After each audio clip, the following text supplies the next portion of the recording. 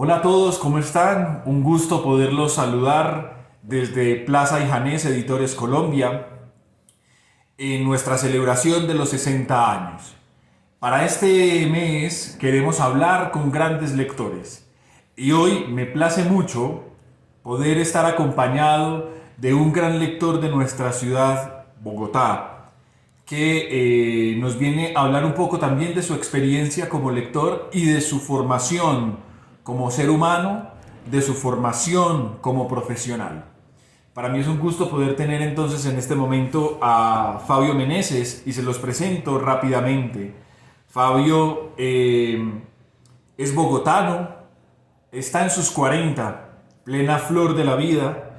De profesión es licenciado en educación bilingüe, pero su verdadera vocación la define como la promoción de la lectura. Poder acercar a otros a libros y libros a otros. Trabaja para la Red Distrital de Bibliotecas Públicas de Bogotá, Biblored, en una biblioteca ubicada al sur de la ciudad, en la localidad de Osa, desde donde hace algún tiempo viene ejerciendo este ejercicio, este oficio de la promoción de la lectura. Actualmente vive con su pareja, John, y con Lunita, su perrita. Ama los libros, el olor de los libros nuevos y viajar.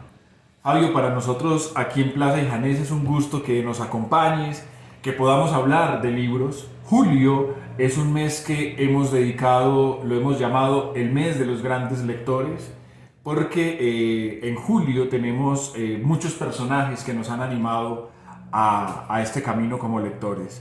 Entonces te damos la bienvenida, es un gusto que podamos conversar y para comenzar este ejercicio de conversación me gustaría que nos comentaras a todos, bueno, cómo nació tu deseo por leer y estar rodeado de libros.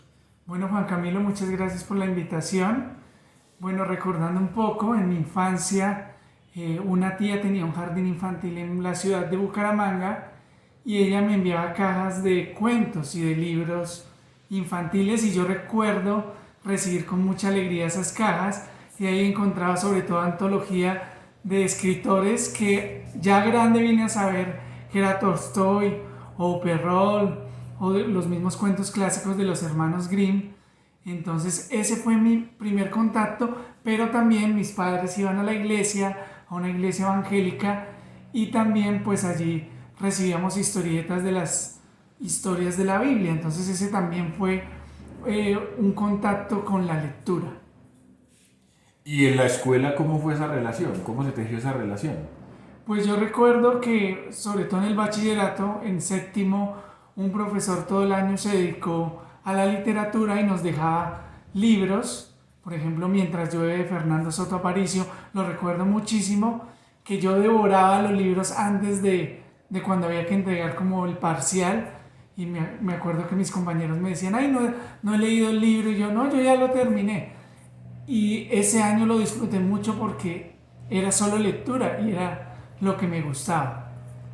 Y decís, bueno, eres licenciado en En educación educación bilingüe. bilingüe, donde las lenguas obviamente nos obligan a sumergirnos en unos universos literarios, en unos universos de procesos de lectura.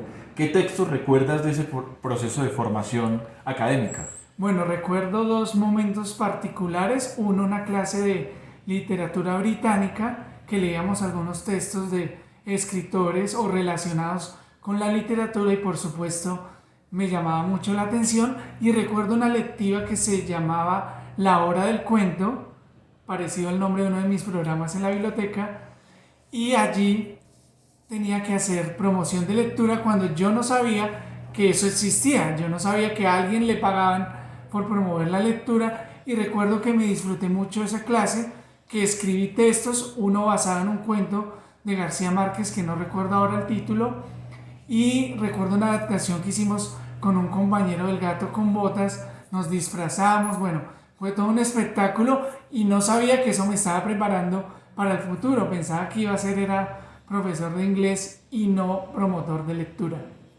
El viraje existencial es grande, o sea, ser profesor de inglés, que a veces es un asunto Pues tristemente la docencia del inglés solo se relaciona a la docencia de unas estructuras gramaticales y Total. ahora pasar a todo este proceso de lectura. No sé si, bueno, has hecho una mención interesante, textos que has olvidado, por ejemplo, de García Márquez, pero seguramente en tu camino como lector hay algunos textos que siempre permanecen. ¿Recuerdas cuáles son esos libros que te sumergieron en ese torrente y que volverías a leer una y otra vez o que simplemente fueron necesarios en un momento de la vida para tomar alguna decisión, algún movimiento afectivo, lo que sea? No los voy a decir en orden cronológico, pero por ejemplo me viene mucho El Llano en Llamas de Rulfo, ¿cierto? Yo creo que ese es un texto que me releería muchas veces, ¿sí?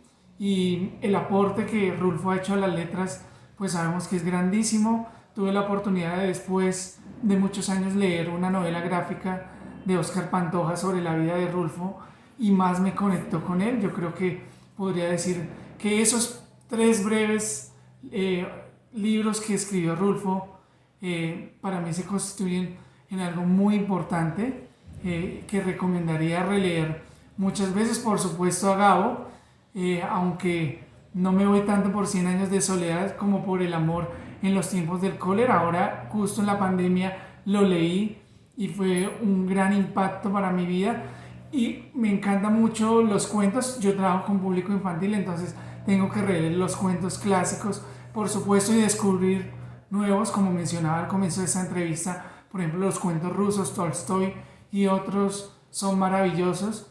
Creo que me iría por esos lados y bueno, más adelante les hablaré de unos recomendados que también tienen un propósito porque escojo esos temas.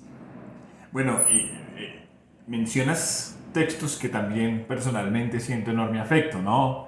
Juan Rulfo, es innegable no quererlo, inclusive no solamente leyéndolo, sino escuchándolo, ¿no? En diversas plataformas uno puede encontrar la voz de Juan Rulfo narrando sus historias. Y a veces los libros también nos ayudan a ir caminando en nuestro proceso vital. Permíteme preguntarte, Fabio, en esta experiencia de lectura en donde ha habido el acompañamiento de muchos libros, de hecho, estás en un lugar maravilloso que es la biblioteca, en donde los libros son presencias absolutamente necesarias del ambiente cotidiano. Y te pregunto, ¿cómo esos libros de tu pasado y de tu presente han ido forjando la identidad del Fabio de hoy? Bueno, como les decía, yo inicié con los cuentos de niño, luego ya en el colegio entramos a las novelas, pero ya cuando yo empiezo como promotor de lectura, yo empiezo primero con subsidio. eh, Me habían despedido del colegio como profesor de inglés, no di la talla, entonces me dijeron no, o se prepara más o mira a ver qué hace. Y yo dije, no, creo que el camino no es por ahí. Y un día buscando encontré la oferta de promoción de lectura con Colsubsidio. Yo dije, ve, le pagan a alguien por promover la lectura.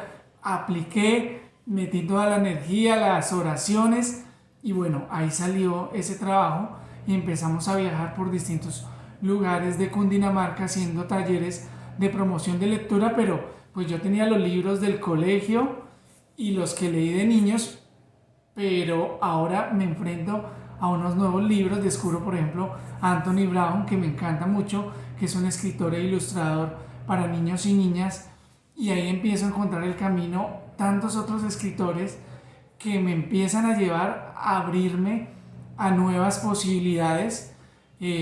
Yo soy malo con los autores y más cuando estoy en la entrevista se me olvidan todos, pero descubro que en el camino de la promoción de lectura mi criterio se va ampliando, ¿cierto? Porque lastimosamente a veces nos quedamos es con la información que recibimos de los medios tradicionales, pero la lectura nos permite ver otros universos, escuchar otras voces distintas a las hegemónicas, a las oficiales, y allí entonces yo empiezo a descubrir, cuando ya es más por tema, ¿cierto? El tema de derechos humanos, el tema del conflicto armado. Hace poco estuve leyendo a Alfredo Molano, este gran sociólogo colombiano, que ha retratado mucho esa Colombia olvidada de la selva, del campo, y entonces uno dice, hombre, soy un privilegiado al vivir en la ciudad, por ejemplo. Entonces eso me abre a mí la mente a entender por qué es importante hablar de paz, de buscar la salida negociada de un conflicto, ¿sí? Y eso solo lo descubro en los libros, no lo descubro en la prensa oficial. Y así muchos otros temas de reivindicación social han aparecido allí a medida que me encuentro con los libros que trabajo en mis talleres o que encuentro también en el carrito de la biblioteca. Voy pasando y digo, voy a mirar qué libros hay ahí y ¡pum! Descubro un libro, una joya, ya sea infantil, ¿cierto? O libros también de adultos. Entonces, pues es una experiencia maravillosa. El que trabaja en una biblioteca o el que es habitante de una biblioteca sabe lo que uno se encuentra allí escondido. Hablas de esa experiencia bonita de ir por el carrito de la biblioteca. A veces husmear las lecturas de los otros hace que uno se antoje de volver a leer, de buscar qué leer, ¿cierto? Ese ejercicio es bien interesante que de pronto a los que nos acompañan los invito a que lo hagan, husmear la lectura de los otros. Hoy estamos husmeando las lecturas de Fabio y así queremos ir escuchando muchos más lectores que nos den a conocer su camino como personas que se van formando. Tú en algún momento y has hecho dos alusiones a un tema que a veces en las experiencias de lectura pueden resultar alejados o pueden resultar reconciliados, y es el tema de la fe. Hiciste alusión a la iglesia al principio, de donde daba tu lectura, y donde aparece también el tema de las plegarias a la hora de buscar un trabajo. ¿Qué papel juega la fe, sobre todo con el Fabio hoy? Porque pues también Fabio, les cuento, es una persona que además tiene una participación muy activa en la reivindicación de derechos y de minorías, ¿sí? De diversidad sexual. ¿Cómo se juega eso? Porque a veces aparecen en algunas visiones conservadoras como experiencias completamente opuestas.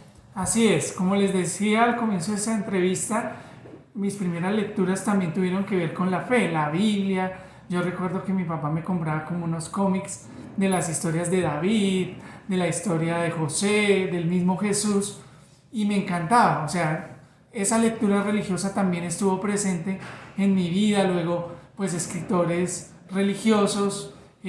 Hoy tanto no tengo ese tipo de lectura, pero está allí el recuerdo. Y la lectura también de esos temas me llevaron a cuestionarme cosas de mi fe, ¿sí?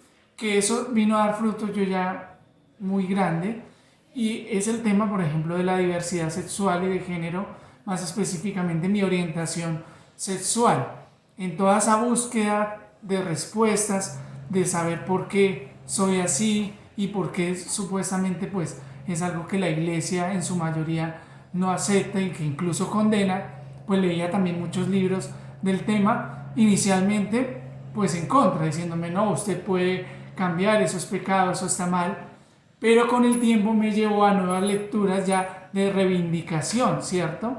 De afirmación de quién soy yo. Incluso una de esas lecturas fue un libro, Lo que realmente la Biblia enseña sobre la homosexualidad, y es un sacerdote jesuita que escribe por qué la Biblia no condena la homosexualidad, y lo da con unos argumentos bastante fuertes, contundentes, basado también en un estudio exegético de la Biblia. Entonces, ¿cómo la lectura en algún momento puede ser un factor de exclusión y de condena, pero esa misma lectura se convierte también en algo liberador, que me da una respuesta a una necesidad y que lo sigue siendo en este momento de mi vida? Entonces yo sí pienso que la fe pues también encuentra en la lectura respuestas.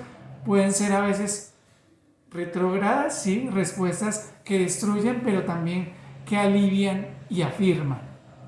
Me llama la atención, Fabio, lo que estás diciendo, y como que quisiera recapitular algunas cosas, y es como en últimas, independientemente de los procesos de fe de los que nos acompañan, de los tuyos, inclusive de los míos,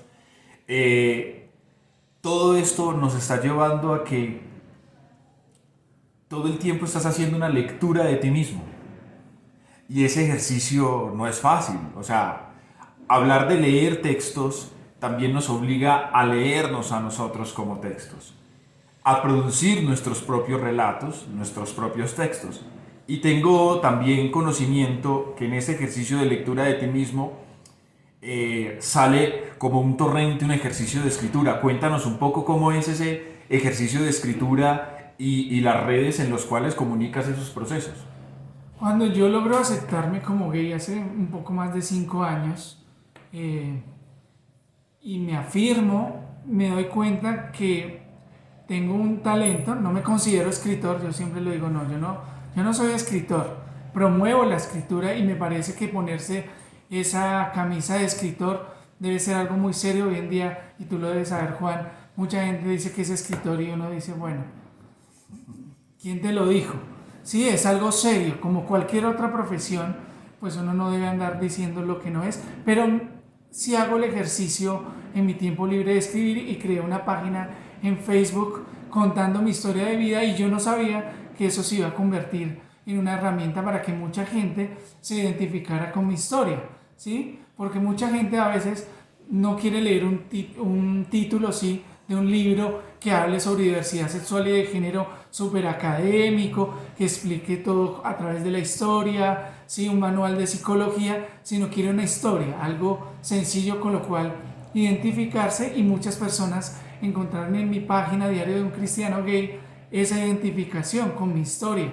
Y ahí vamos, ya creo que llevamos también casi el mismo tiempo que salí del closet con esta página. ¿Cómo ha reaccionado la gente con esa página? ¿Qué te dicen, más o menos? Contanos. Bueno, ahí hay bastantes reacciones. Hay las personas, como les digo, que se identifican con la historia, ¿sí? Y que incluso encuentran en ella esperanza, que me escriben: gracias a su historia decidí salir del closet, o me sentí identificado y estoy muy feliz de haber encontrado esta página. Y obviamente eso es un aliciente, pues dice uno, qué chévere que un ejercicio de escritura muy sencillo, más autobiográfico, ayude a las personas. También la gente que dice, no, usted está engañando a la gente, usted es un falso profeta, hereje, y todos los epítetos que se les ocurra. Y bueno, ahí estamos. Creo que eso pasa con cualquier ejercicio de escritura, incluso los grandes escritores. Recuerdo cuando leía de Rulfo, que recibía mucha crítica, y cómo incluso esa crítica le afectaba a él emocionalmente, que era una persona muy sensible, y uno decía, pero bueno, si hablan mal de Rulfo, pues ¿qué esperamos nosotros? No, pues que nos den palo, pues ahí está, no importa. Habrá alguien que sentirá que nuestras letras, por muy sencillas que sean, les llegan a su alma y a su mente, por supuesto. Y qué bello también lo que estás mencionando, ¿no? O sea, cómo a veces este ejercicio que nació de los libros ante las críticas, las amenazas externas, encuentra en los mismos libros una forma de defensa y de legitimación. Qué bueno, Fabio, de verdad, este ejercicio que nos regalas con la página. He leído un par de posts que colocas ahí, y hay un ejercicio interesante, muy interesante de escritura, sobre todo pues porque la escritura autobiográfica también nos permite vislumbrar muchos asuntos, que también es lo que quisiéramos en estos ejercicios de conversación. No solamente hablar con el que teoriza la lectura, sino con el que la vive. Así es. Así que me alegra mucho, hombre, que puedas estar aquí con nosotros y contanos. Hiciste por ahí una indagación de libros de Plaza y Janés, Editores Colombia, y te encontraste con algunos que nos quisiera recomendar. Cuéntanos cuáles nos quieres recomendar en este día. Bueno, a propósito que estamos en el mes del orgullo LGBTIQ, pues encontré 2 libros. Primero este que se llama Mujeres en Lucha. Es una novela gráfica muy linda, por cierto. Estaba hojeándola antes de esta entrevista, y nos recuerda las luchas que por más de 150 años las mujeres han vivido por la igualdad, básicamente. Y esas luchas siguen siendo vigentes hoy, en tiempos a veces turbulentos, en que vemos la radicalización de muchos sectores y la estigmatización de las mujeres que luchan por sus derechos. Entonces, qué mejor leer y recordar lo que nuestras antepasadas tuvieron que vivir para llegar ahora. Y eso tiene una conexión. Este libro, que dice aquí 150 años de reivindicación feminista, tiene una conexión con el tema LGBTIQ+. Y entonces me encontré este otro libro, 22 segundos, de Eva Mejuto, que es también un libro un poco como una crónica, diría yo, de lo que vive una persona transgénero, una persona que siente que el género que le asignaron al nacer no va con lo que ella siente. Ella nace como mujer, pero empieza a hacer su transición como hombre, porque así se identifica. Ese es el género con el que quiere vivir. Y entonces me parece interesante porque a veces necesitamos escuchar esas historias y encuentro una conexión entre los dos libros, porque no existiría una lucha LGBTI+, si no fuera por el feminismo. Así que estos dos recomendados para que ustedes en este mes del orgullo los puedan disfrutar. 22 segundos y Mujeres en Lucha. Definitivamente los libros, como decía algún autor, ya en este momento no recuerdo, dan testimonio de lo que somos. Aquí encontramos dos testimonios de personas, de muchas voces que a lo largo de su historia trataron de dejar su rostro.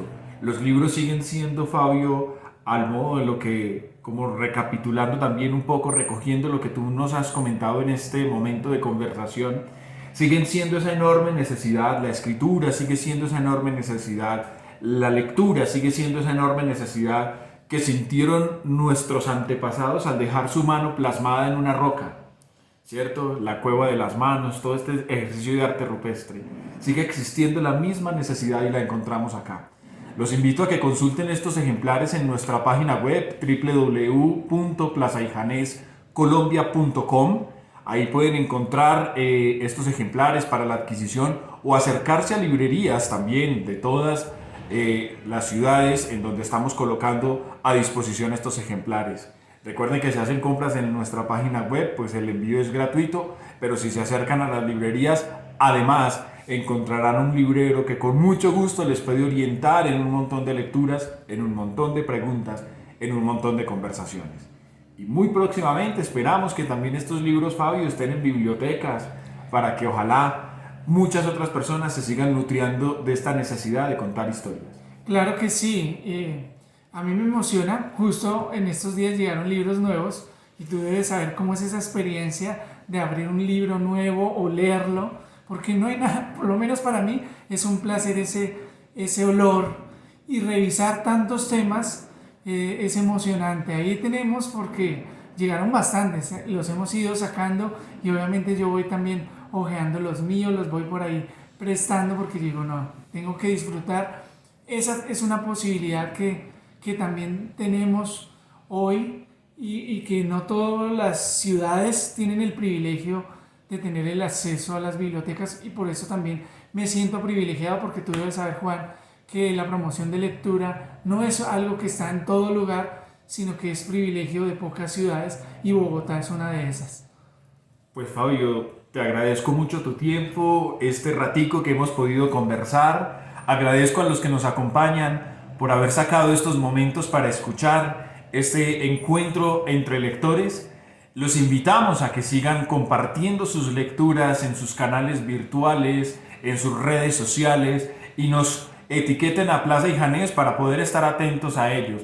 Es maravilloso saber que en estos 60 años de historia de Plaza y Janés, muchas historias se siguen vinculando y las tratamos de hacer visibles en librerías, en bibliotecas, en canales digitales, en ejercicios de conversación.